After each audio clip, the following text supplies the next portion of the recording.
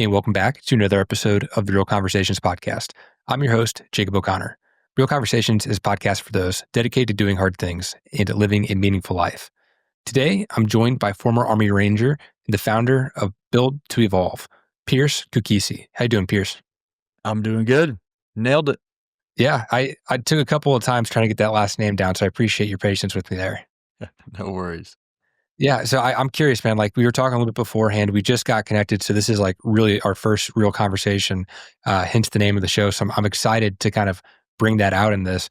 But to be, kind of in that elite performance range, to be an Army Ranger, that is something that they make movies about it. It's something that people are drawn to. They love to hear about it. Anytime you perform at the highest level, that's something that I think people strive to. It reminds them of the potential that they probably have in themselves that. Like I could do more, I could do better, I could hold myself to a higher standard. So where I'd like to start with this conversation is like, what did it take to become an Army Ranger? What was that experience like? So what it takes in an actual step-by-step basis is you go through, I knew I wanted to do this directly. So I had got a contract that basically guaranteed me a slot in what's called Ranger Assessment and Selection Program that gets you into the Special Operations Unit, which is the 75th Ranger Regiment. Very similar to, people are familiar with BUDS for the SEALs. Steps are, you start with basic training, you go to airborne school, and you go to this pre-assessment and selection, and then you go to assessment and selection. And it is essentially just like what most people hear of, a 8-week absolute beatdown. And what they're really searching for, what's interesting is, the metric that most people assume is that it's the most physically fit and tough guys out there on the planet. What I noticed when I got there was there were some absolutely incredible athletes, people that just looked like and performed like Superman, kind of, when you're looking at one modality of fitness or another. And a lot of them didn't last more than 1 or 2 weeks. And so what I realized the actual metric that they were searching for is trust. It's really, can I trust these humans in combat? Can I trust them to put out all their effort? Can I trust them to help the team? Can I trust that they will not quit no matter what I throw at them? After that, essentially, you go to the Ranger Regiment. There's Ranger School in there as well, which is another difficult one. And then you are just training constantly. And to be honest, the more difficult part was actually after all of the training that you see in the videos and, instructors yelling at you and crawling through the mud and the water and all these things. Yeah, it's difficult and it's uncomfortable.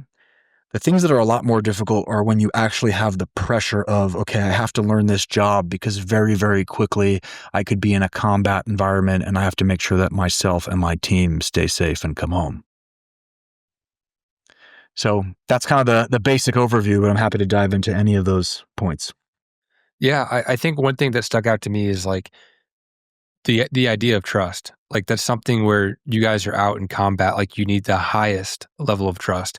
That's something that you strive to have for in business with business partners and employees, things like that.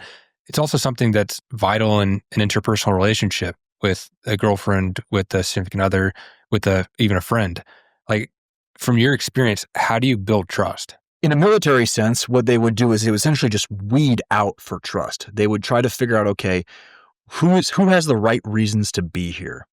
Who wants this bad enough? Who can understand how to get through difficult situations, who can stay cool and calm under pressure enough where we even want to try to build trust with them. Going through really, really difficult situations like that allows you to see who you can trust more very quickly. In what I'll call the real world, in a business environment, in a relationship environment, it is much, much more difficult. You're not spending 24 hours a day, 7 days a week for weeks or months with that person like we were in a military setting. So it's tough. One thing is, putting yourself through very difficult situations with that other person will absolutely amplify the speed and the depth at which you can build trust with someone. One of the things that I've done a lot with groups and with people is take them, like, for example, a corporate leadership team, take them out to an experience where they're ripped out from their typical day to day. Maybe we're out in the mountains, right? And we're doing difficult things together as a team. Because oftentimes in our normal life, everybody knows it. You put on the face, everything looks good, whether it's at your job or whether it's you're out there in the dating scene, it's not always 100% real. So can you get this person or these people that you're trying to build trust with in a scenario where they are open, honest, vulnerable? You see them at their worst. You see them at their best. And so essentially, if you want to decrease that amount of time where you feel like you can trust someone, I think you have to go through difficult and stressful events. Yeah, I love that. That's one of kind of my thoughts is like doing difficult things removes the filter. That's one of my favorite ways to first meet someone or even build a relationship with them. I'm a big fan of ice bath, sauna, and then I also run ultra marathons. I also enjoy lifting in general. So it's like anytime that I'm meeting with someone and trying to actually intentionally develop a relationship, like I'll try and go to one of those 4 domains and get them in there because it just breaks down a wall faster than anything else. And you can see who that person is when things actually start to get difficult. Like who are they actually at their core? Yeah, especially an ultra marathon, that'll really break them down. Yeah, it's an absolute blast. I'm curious, like, what does your day to day look like while you're in the Army? Hey guys, Jacob here. Real quick before we get back to the episode, I just want to take a quick second to say, if you guys are enjoying this episode, please make sure to share the link with a friend. You may have noticed I don't run any ads in the podcast. In fact, I don't make any money off the podcast. It's quite the contrary. Over the past 5 years, I've invested a lot of time, money, and effort into the growth of the show, trying to continually upgrade the equipment, bring on better guests, and just improve the overall quality of the podcast. So if you guys are enjoying this episode or if you enjoyed previous episodes, please share the link with a friend. Sending it to 1 or 2 people makes a huge difference for me on the back end. As always, I appreciate your guys' support. Let's get back into the episode. That changes. Essentially, we went through training. Well, okay, there's 2 places. There is when we were back home and we're training, and then there are deployments. When we were back home and training, you go through what we call a training cycle. So we deployed every year for 4 months out of the year, and then you were back and training for the other 8 months. So depending on what you're doing, the days will change. Some days it will simply be, up working out with the team by 5 or 6 a.m. Then you may go on to basically different people within the team teaching classes to get guys up to speed. A lot of the times we would go off and go to schools on our own. You might go to a driving school, a shooting school, forensic analytics, a language school. There's all these different places where we try to go out and gather the best of the best knowledge from either the military or civilian world and then bring it back to the team. So you might be learning from the other team members. Some days we'd be at the range, shooting, practicing breaching, being in the shoot house, and that could be all day, all night. So sometimes the schedule is early mornings, sometimes it's really late nights. A lot of the times we do training trips. So, I was stationed in Savannah, Georgia, get on a plane to Colorado, put on the parachutes in the plane, jump all our gear into Colorado, do practice missions walking through the mountains all night, and then have a week where we're practicing at the range and in the shoot house. So you'll have a few of those trips sprinkled in there as well. So it's always changing. It's highly varied. Sometimes it's with the larger unit, platoon or company size. So think like 30 to 100 people. Sometimes it's much smaller, just yourself, 5, 10 guys at a time. The deployment schedules are typically, depending on how active the deployment is, you're on a night schedule, most likely. So wake up in the afternoon, eat, maybe hit the gym, get the mission brief, plan the mission, execute it, come back sometime before sunrise, eat again, hang out, go to sleep, do it all over again. What was deployment like? Like, because I would imagine that for a normal person, your adrenaline's just rushing. Like you're out there, there's real risk of something going terribly wrong. And it's a very high stakes situation. Like, does that ever fade? Or what was that like living in that experience? So I deployed to Iraq, Syria, and Afghanistan. And, it's interesting when you think back on it, it's almost like in periods of intense boredom followed by intense speed and adrenaline. I mean, there are times where we spent a lot of time doing what they call vehicle interdictions, which is basically the intelligence analysts are following cars and trucks around. And so the mission is not dictated on our timeline. It's dictated on when the target enters a safe area for us to go into, for example. So we literally would just be sitting around doing absolutely nothing. Could potentially be for hours. And then all of a sudden you get a call and you have 60 seconds to have your gear on and be loaded up into the helicopter. And then could be just a short flight. Then you're on the ground, execute the mission, come back. Sometimes that could be 1 time per day, 0 times per day, 5 times per day. So it really goes from this off to on. I think that was one of the things that really hurt me actually when I left the military was I felt like I felt like it was a switch and I was either completely off or completely on. It was either I had to have my adrenaline going to feel like anything was normal, or I was just kind of shut down, low energy. And there wasn't a lot of space in between. Like normal life just felt incredibly boring. So I had to kind of regain those ranges in between. And was it the military that totally created this? No, I don't think so. But it was definitely a world that exacerbated it a bit for me. Yeah, I can imagine that transition is difficult. There's a few things that I want to hit on there in a moment, but I did want to hit on first, like when you are in an active mission and you are on, like, describe to me your stress level. Like, are you feeling deeply anxious about the mission and that eventually subsides to more repetitions? Or do they train you on breathing and all these different practices to get you to this point where you can execute without having to spend too much time thinking about the downside and the risk? Like, I'm curious about like where honestly your head is at the beginning and then as you do that more times. So things like breathing techniques, I actually didn't really get taught directly. I was interested in that stuff and learned it on my own. What it did really well was the practice missions. Almost every single time were more difficult than the real ones. For example, when they're setting up a training mission, right? It's your own team, your own leadership is setting this up. So they know what you're going to do. They know exactly how to mess with you. They know exactly what you're not going to be thinking about. It's also not necessarily real life, so they can just give you intelligence afterward and you have to go do it again and again and again.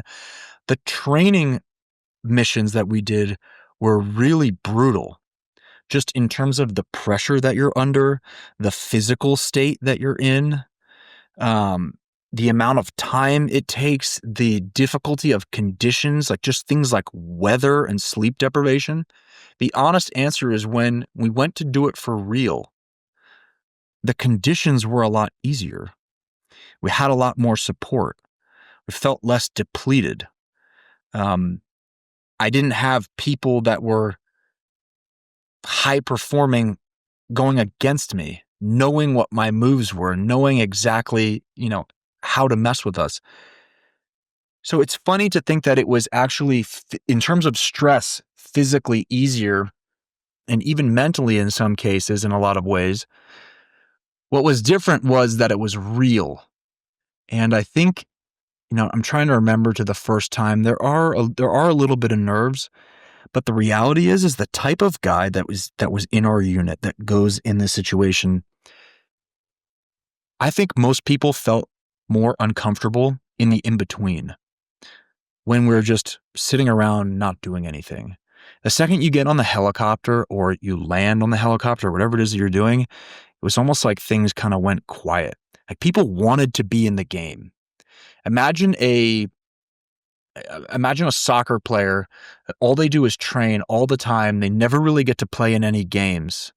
But the scrimmages are really intense and the training is really intense. And then all of a sudden it's time to play in the World Cup, Yeah, there'll be some nerves there, but the second you get in the game, they're just so excited essentially to be there. And that's their comfort zone. That's the athlete's comfort zone.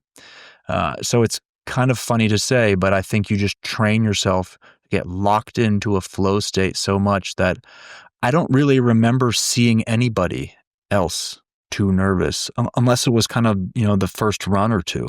Most guys seemed completely composed, like it was just something that you do every day. That's really impressive. I'm curious because I know that psychology is something that you spent a lot of time on. If you were to look for commonalities and try and profile folks that make it through and become Army Rangers, what are some commonalities that you would see? One commonality is that they have a really deep reason why they want to be there. When you go through a selection course, which is essentially the tryouts, you are put under a ton of stress and you are forced to fail. So no matter, you could be the highest performing person on the planet that has ever gone through this course, and the instructors will force you to fail over and over and over and over again. And, psychologically not make you feel too great for it. So the guys that make it through, they need to have a reason that is deeper than the discomfort that they feel going through that type of scenario. So just wanting to wear the uniform, just wanting to, be around high performing people, just wanting to say that you're an Army Ranger or a Navy SEAL or something like that is not a good enough reason. The reason has to create almost a serious psychological and emotional disturbance in them.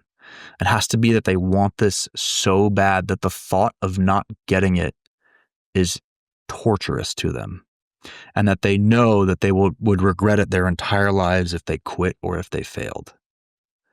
And if you had this conversation with all of the guys going into these courses beforehand, I think you would very easily be able to pick out who was going to make it and who wouldn't.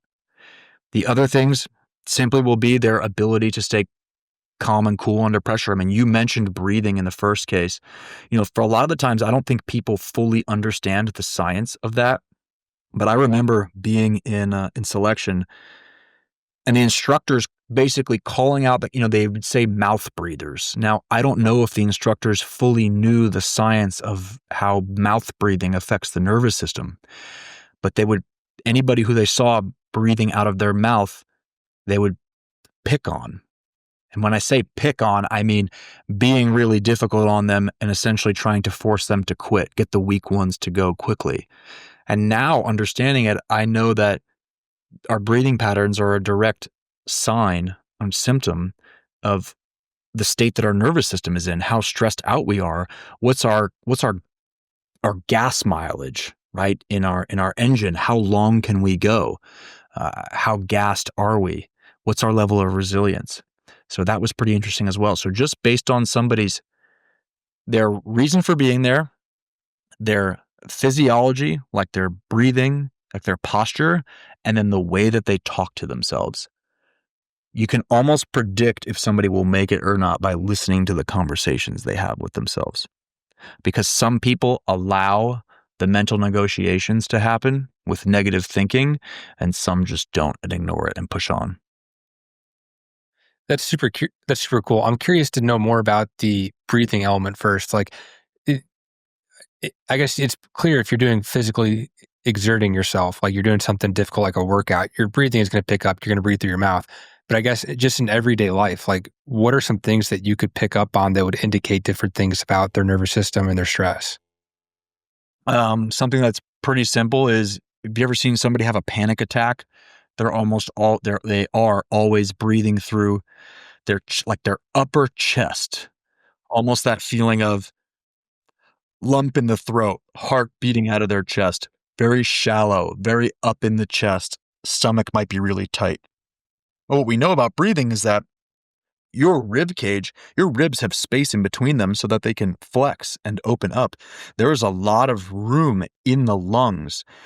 And there's actually the majority of the oxygen exchange in all the blood vessels happens in the lower part of the lungs. So you can tell how somebody feels often by simply how they breathe, right? So I eventually learned that I could take an 85% at least full breath without my chest or my shoulders moving at all. And if you do free diving training, that's how the breath is taught as well. You fill the bottom of the lungs first. Then you try to fill it essentially in a 360 around your rib cage, right? So even the ribs on your back should be expanding. And then only that last maybe 15, 20% comes from the chest. And then if you really want to squeeze out that extra 2% of oxygen that you can hold, you try to fill your throat up with air. But you can see this pretty clearly. The other thing would be as a lot of people know, nasal breathing.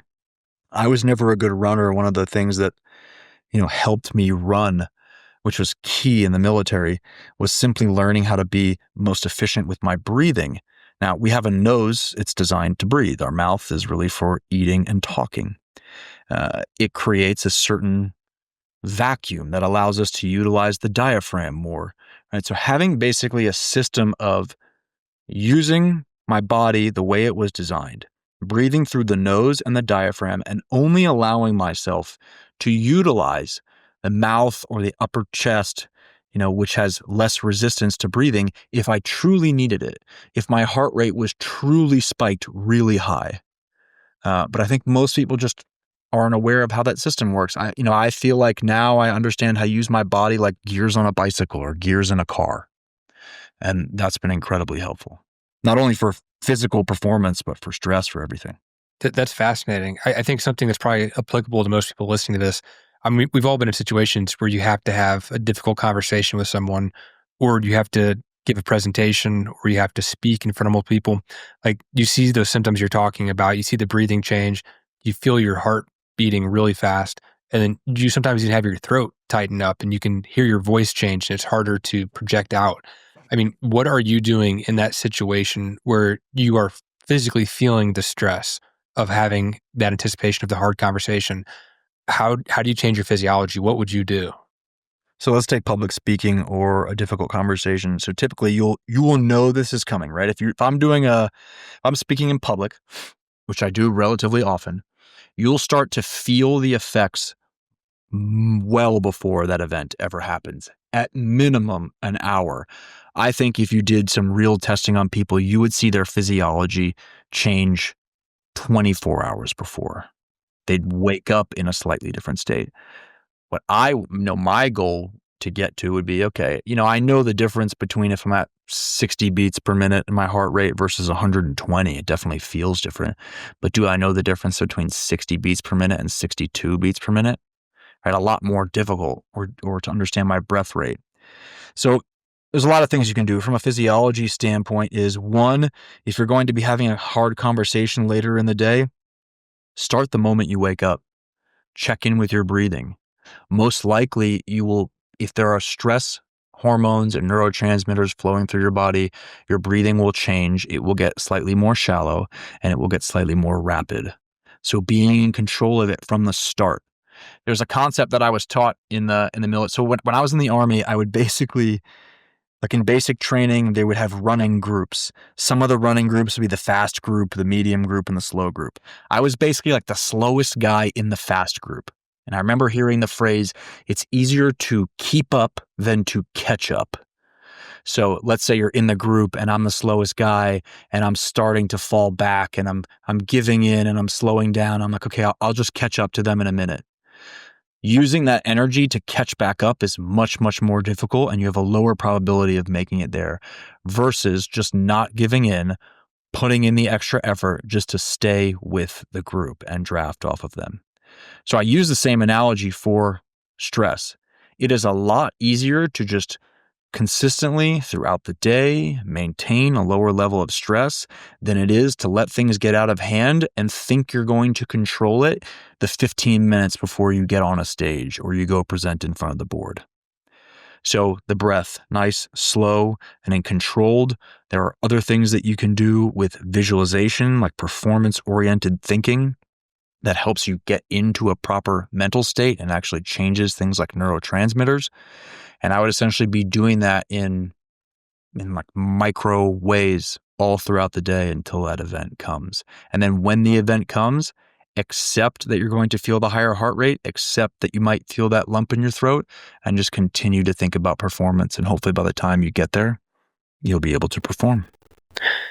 I love this conversation because this podcast, as I kind of outlined you prior to us recording, the idea of it is to talk to highly successful individuals so that hopefully myself and listeners can take away principles in which they could apply to their own scenarios and help them on their journey. And so, after you ended up leaving the military, you started Built to Evolve, and you basically do human performance coaching with executives. You told me you worked with some professional athletes, NFL athletes, and just a wide variety of folks. And so I'd love to kind of keep diving into this toolkit that you've assembled through analyzing your time as an Army Ranger and just the different research you've done. You've talked about breathing. You just kind of mentioned visualization a little bit. I'd love for you to dive more into that, and then any other tools that you've kind of developed to kind of help people unlock more in themselves to help them perform at a higher level. Yeah. So to be honest, the things like breathing, I consider those to be Band-Aid tools. The Band-Aid is, okay, I know that I've got an issue there. How do I cover it up so I don't continue to bleed and this doesn't get worse? I also think you have to look at the underlying cause. Underlying cause requires us to dive a little bit deeper into psychology. It helps us understand where our thinking patterns are coming from. Like, for example, the reason that you get stressed going into a big game or going into a presentation is not because of the presentation itself. It is because of your thoughts and beliefs around the presentation, which is, I don't, want to fail. People might be judging me. I'm not good enough to be here, right? There's always these underlying thoughts. There's something there in our psyche that causes the physical reaction. And then we put the Band-Aid on, like breathing, to help reduce the reaction. So what I typically do with people is I give them the Band-Aid tools so that they feel like they can keep themselves under control. And then the next thing we do is dive into their thought patterns, their beliefs. Why are they there? Right. So for example, if I'm working with an executive, if I'm working with an athlete, if I'm working with a guy who's trying to go into military special operations, it's all the same. If you look back on today, what were the negative thinking patterns, the thoughts that came up? Simply, what were they? Step one, can you be aware of them? Do you even recognize them when they're happening? Do you think it's really you, or do you realize that your mind is an automatic process that will keep running and it is simply giving you signals of what's going on inside? So if you are worried about judgment from a crowd when you're going up and you're going to be giving a speech, good. Recognize what happens in your head. Then why? Why is that there? What are you afraid of? What are you worried about? There's almost always a fear, whether it's a fear of disappointment, whether it's a fear of discomfort, some sort of fear. And if we can dig down deep enough to find out what the real root fear is, then I actually try to solve for that fear. And that is the biggest turnaround. For example, you get into an ice bath. Most people who've never done an ice bath, the second they get into the water, their body, it has the reaction. It starts to, your breath goes crazy. You can't get control of it. It feels really cold. People typically get the reaction of they get out right away because they are afraid. There is a fear response that the cold water might actually hurt them, that they cannot handle it for some reason. Somebody who knows that that's not true gets to sit in the ice bath, listen to the thoughts, feel the symptoms from their body and say, okay, that's a good signal. Let me go in, let me keep breathing. I know that no matter how cold this water is, if I'm just in here for 2 minutes, it cannot hurt me. It will not cause lasting damage. So what do I have to do in this moment to keep myself calm? The only difference between those two people is the belief about the cold water and or potentially the awareness of whether or not there was truly something to be afraid of there. So those two ways of looking at it. I like that a lot. I like the ice bath analogy specifically. I remember just getting started when I was first starting to do it. Like, you are so nervous that something can go terribly wrong. And like you said, there's some deep underlying fear there. One of the things that, because I love the ice bath, I work out a lot. And so it does help me a lot and also helps me maintain a level head. But one of the tools that I've kind of learned is detachment. And this came from Dr. Andrew Huberman. But what he did was realize that whenever you're in the ice bath, the feelings of negativity come in the form of waves, and there's almost a pattern to it. And so one of the things that he recommended was counting those waves. And through doing that process, it actually detached me from the fear I was feeling because I knew that they were going to keep coming. It's like, oh, there's one, and I'll count. And it's like, okay, that lasts about 15 seconds, and then I'm good for 30. And then another one hits. Instead of freaking out, I'm like, oh, okay, nice. There's another wave. That one lasted 10 seconds. And it just detaches me from the actual feeling of what's going on. And that's been something that's been helpful that I've tried to find more ways to implement into my life. Beautiful. It works within every scenario. And again, the reason for taking a look at, okay, what were your negative patterns of thinking today is so that you can anticipate. That anticipation allows you to separate, as you just mentioned. So, okay, I know that when I get into this water, I'm going to have these bouts of negativity. But if you know it's coming, then you can disassociate from it. So if you also know your own typical patterns of negative thinking, then when they show up, you can say to yourself, oh, there it is again. Instead of listening to the thoughts and negotiating and, do I need to get out of this ice bath and things like that. So it's really good that you've been practicing that. Yeah, I appreciate that. Now, one thing that I do, like, I am genuinely curious about some of these feelings of anticipation and fear, they are maybe a bit irrational. At the end of the day, you're not going to die like the ice bath. Now, there's other situations where anticipation and fear stem from a root cause of evidence, things that have happened historically. It's a pattern prediction of this happened last time and that hurt physically, emotionally, mentally, whatever it may be. I'm in a very similar situation. Like, how do you rewire your brain to form a new relationship with that stimulus and get past that? Because there are a lot of situations that come up in life where it's not like the ice bath. It's more of evidence based, and you can't just avoid it, but you have to find a new relationship with it. Yeah. So I'll use visualization. So for example, um, you're going into a stressful environment. The last time something negative happened, whatever that is. Okay. So that is the only recording that your brain and body have. That's the only data it has from the past. So how do you create new data before actually doing the thing again? Maybe it's you were jumping out of a plane and you freaked out and something went wrong. Like, okay, it didn't go well last time. I need it to go well this time, but the only memory that my brain and body have are from the previous reaction. That's when I go into this performance-oriented thinking or visualization. You can spend time in your mind really going through in detail what an event should feel like and go ahead and execute that. We did fast roping in the Army, which is essentially you're in a helicopter, there's a rope like a fireman's pole, you slide down the rope 60, 30 feet, it's supposed to be onto a roof. One of them, I popped a ligament in my foot and I was out for a little while. Right? So now every time I go to do it again, my mind has that memory and I start having the negative patterns. Oh, what if it happens again? Oh, what if I screw up something for the team? Oh, I notice my heart rate going up. There's all these thoughts of fear. Okay, so what did I have to do? I had to sit, eyes closed, eyes open, whatever it is, and I had to feel and visualize myself performing the task flawlessly. And then I work on how that bringing on the confidence. Okay, I'm going to do it again with confidence. Okay, let me try to get this more detailed. Let me try to really feel it over and over and over and over again until you execute. I mean, this is real. They've measured people getting stronger with weightlifting just by visualizing lifting weights. Maybe not to the same degree as actual weightlifting. Or how about the story of the guy who's in a prisoner of war camp, World War II? He's an amateur golfer, let's say, I believe. And he was in this camp for, I can't remember exactly, 2 years, right? So he's malnourished, body's screwed up, hasn't played golf in probably 3 years at this point. His first round at his favorite course, he shoots his best score ever after getting out of the prisoner of war camp. How do you explain that? The only way was that he said he played the entire course in his head every single day at the prisoner of war camp.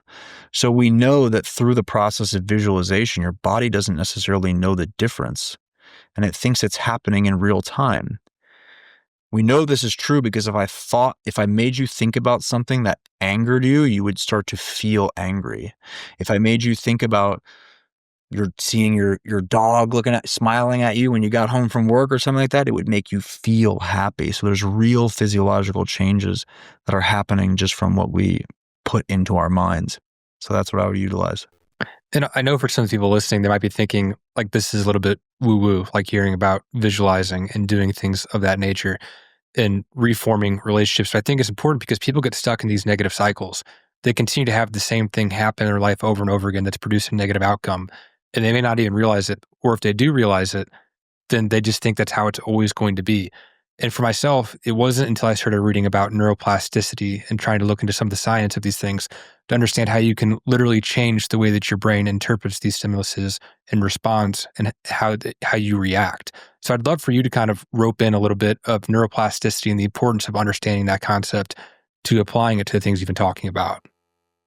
Yeah, so the first thing I'll say is if anybody is skeptical about the idea of visualization or doesn't think it's worth their time, there is not a single high performer on the planet that does not use this to their advantage.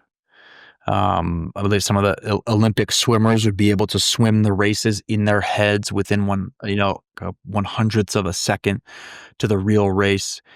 You can go online and you can look up videos of the Blue Angels, which is the Navy aerobatic flight team. Right? They do the demonstrations where they're flying jets, wingtip to wingtip, and they're doing group visualizations beforehand.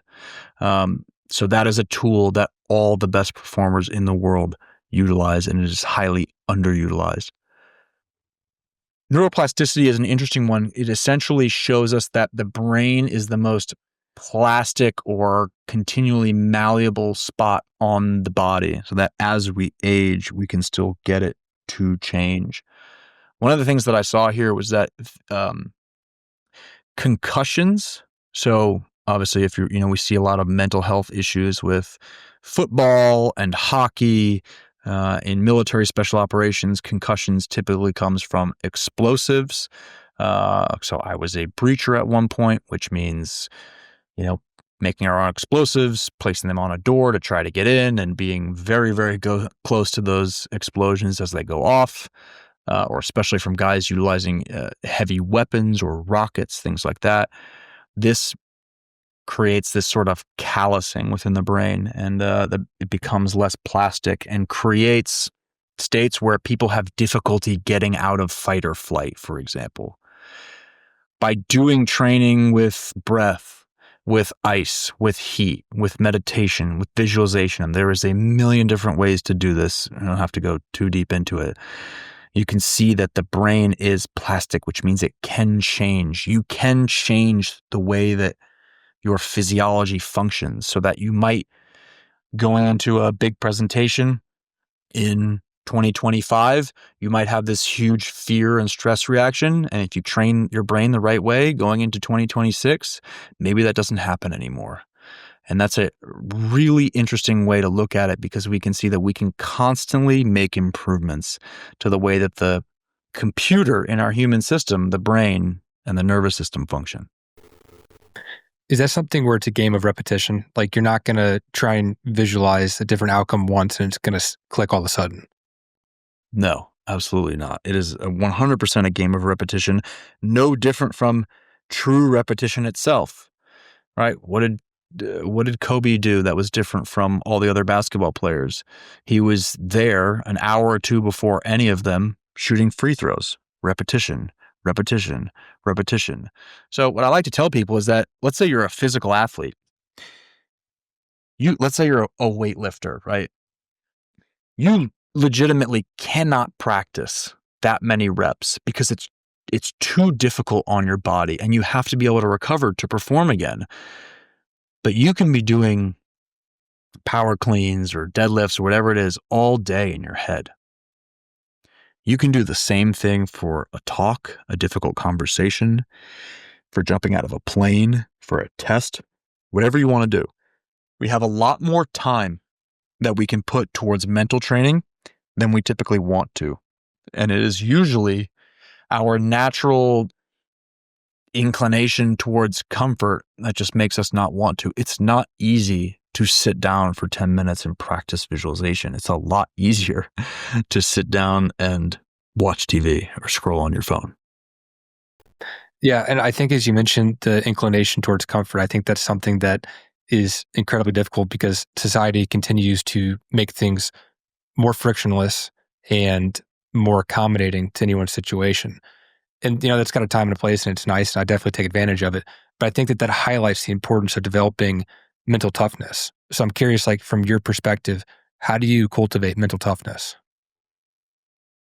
You have to force yourself to be put in situations that will allow you to practice mental toughness. I mean, you're right. Our lives, it's kind of funny that our lives are so easy now that we have to work out and train, right? And in the old days, however many years and hundreds of years and generations ago, it wasn't really necessary because you'd be out hunting and fighting and gathering and carrying water, whatever it is. Like your life was the physical training. The same thing I think now goes for our mind.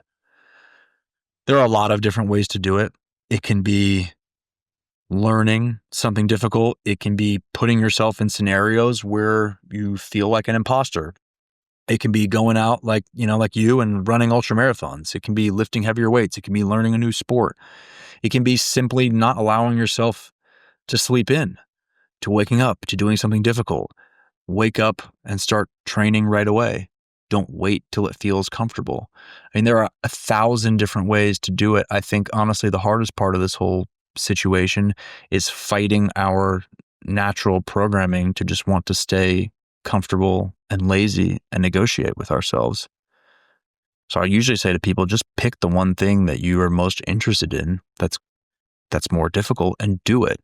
And as a byproduct of that, you will be more satisfied with your life because though it might be harder and bring more discomfort while you do it, afterwards, you'll have something to look back on, right? With a easy life, there are never any good stories. There's nothing that you look back on with pride. Like some of the most proud moments in my life came after really difficult situations. All of my deepest relationships with people are that deep because we went through really difficult situations, whether we sought them out or not. I mean, just one example here is that the relationship that I was able to build with the guys I went through military training with is incredibly deep, as deep or deeper than people that I grew up with my entire life or lived with in college. I was able to create that relationship in just a few months simply because we went through such difficult times together and suffered together. And now I get to look back on it with pride. That difficulty creates meaning too. Like that's the intro to the podcast is do hard things, live a meaningful life. And that's not by accident because I feel like there's a correlation between those two things. Absolutely. How are you going to create meaning if there's no lesson to learn? If there was nothing outside of yourself that you wanted to create? I mean, if you don't have a reason for doing something hard for you, think about the people around you. If I am not physically and mentally fit, then my family, my community, my projects will suffer because of it. When it comes to that as well, like getting yourself to do hard things, uh, the advice that I'll usually give is like, don't be afraid to start small. Like, be humble enough to just take a step. Like, if you're overweight, setting a goal of losing 100 pounds is great. But sometimes having such a large aspirational goal can overwhelm you to the point where you don't even want to get started because it's too big. And the beautiful thing about starting small is that momentum is very real. Like, you take that first little step and you take another step the next day. A year from now, that momentum compounds. Compounding doesn't only just work with money, it's with your everyday actions. And so I think that also works like a muscle where you can start small, build momentum, and then it becomes easier to choose the hard thing and to choose to do difficult things. And that's at least what I've seen through my own experience. I think you're right. However, I do like the idea of setting really, really big goals because right off the bat, that brings you into kind of this, oh, can I even achieve that? How do you grow beyond yourself if you don't set the big goal, if you don't set the motivation? So just look at it. I would look at it this way. Let's say, hey, let's lose 100 pounds. Okay. You could say I'm going to lose 100 pounds, or say I'm going to lose 5 pounds. What I like people to do is set the goal, let's say 100 pounds, and then work backwards down to, let's say it's 100 pounds in a year. Work backwards towards the daily actions that you're going to have to take in order to do so. And then once you figure out those daily actions, only focus on those daily actions. But because the goal is large, you'll have this driver, like, okay, I'm accomplishing something big, but the only thing that I need to focus on is going for this walk today or changing my diet today. And that I can do, that's relatively simple. It's the same thing with, when I was going through military training.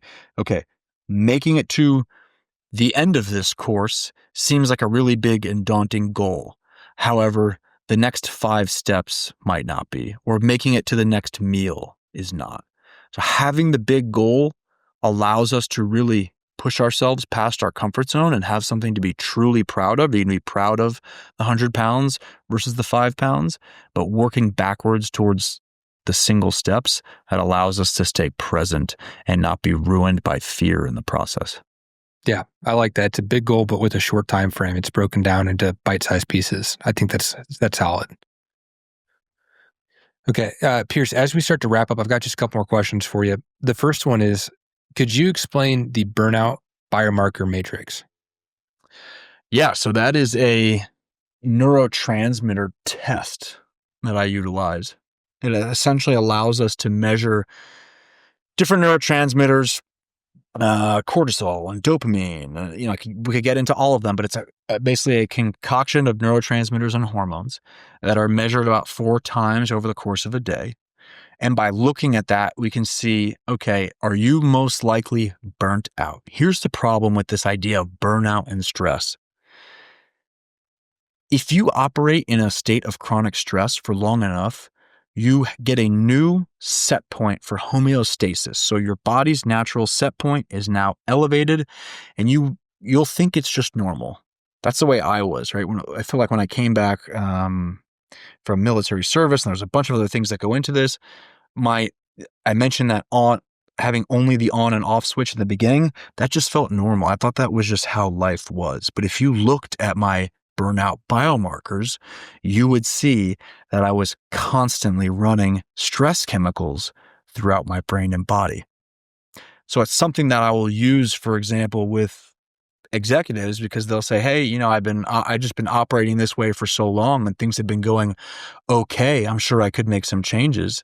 And when you show them their internal physiology, that becomes the wake up call, which is, oh, now I can see that I'm basically chronically stressed and depleted of the hormones and neurotransmitters that make me feel good.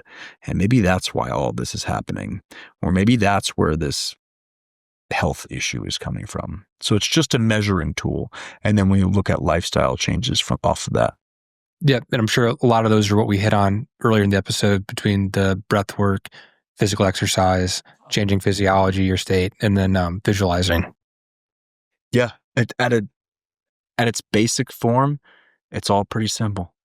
The thing here is that everybody really knows what to do. That's why you have to build that reasoning for it. And if a test like the burnout biomarker matrix can kind of spark you into creating that reason, then so be it. It's a great tool. Yeah, I love that. Pearce, as we start to wrap, I've got 2 more questions. First one being, where can people find you online if they want to reach out, connect, learn more? There are a couple ways. You can go to built2evolve.com. Shoot me an email there. I am on Instagram at Pearce, Pearce _C2. Those would probably be the 2 easy ways at the moment. Awesome. And you can find me on Instagram at Jacob O'Connor. The podcast is at Real Period Conversations. If you enjoyed this episode, please make sure to share it with a friend. Pearce, my final question for you. Looking back at this really cool journey that you've been on, what advice would you offer to your 23-year-old self? Ooh, this one's funny. It would probably be, don't worry about the future so much. Stay in the moment. Look around. Enjoy it. And I find myself in current moment having to say the same thing. Thinking to myself, you know what? Your 50-year-old self is going to look back and tell you the same thing. So, and not that nothing has changed. I've definitely become more aware of it, and I practice being in the moment and enjoying it and just performing to the highest level in whatever I'm doing right now and pouring my heart into it and not holding back, but basically not letting fear get in the way. And I think it sounds like just words of wisdom, like, oh yeah, enjoy it, be in the moment, don't worry about the future. Sounds great, but it really should be use these tools that you now know. And every time you find yourself drifting or slipping or off course, just bring it back to center and practice how focused can you get? How in the moment can you get? How can you make sure that you are giving everything to the project and the people and yourself around you right now? And that will produce the outcome that you want. I've really enjoyed this. Thanks for coming on, man. I appreciate it. Thanks for having me.